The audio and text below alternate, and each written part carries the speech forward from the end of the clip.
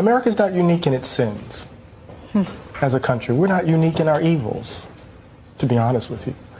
I think where we may be singular is our refusal to acknowledge them and the legends and myths we tell about our inherent, goodness to hide and cover and conceal so that we can maintain a kind of willful ignorance that protects our innocence.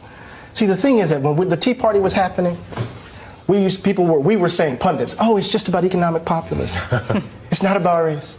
When people knew, social scientists were already writing that what was driving the Tea Party were anxieties about demographic shifts, that the country was changing, that they were seeing these racially ambiguous babies on Cheerios commercials, that the country wasn't quite feeling like it was a white nation anymore.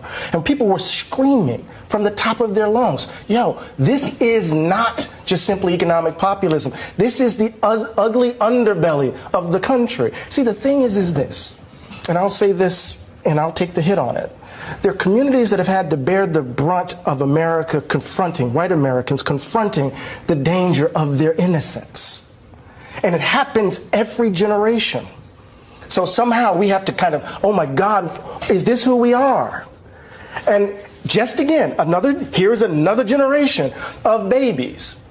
Think about it, that 2-year-old had his bones broken by 2 parents trying to shield him from being killed.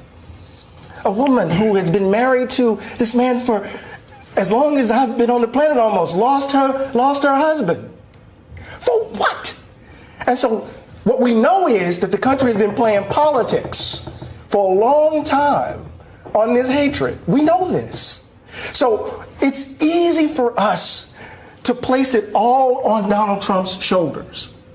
It's easy for us to place Pittsburgh on his shoulders. It's easy for me to place Charlottesville on his shoulders. It's easy for us to place El Paso on his shoulders. This is us.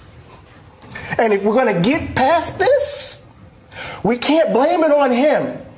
He's a manifestation of the ugliness that's in us. I've had the privilege of growing up in a tradition that didn't believe in the myths and the legends because we had to bear the brunt of them.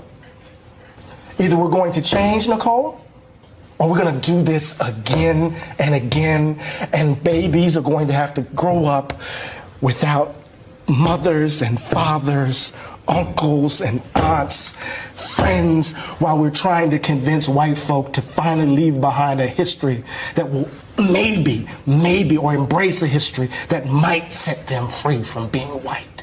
Finally. What else? Lord help us.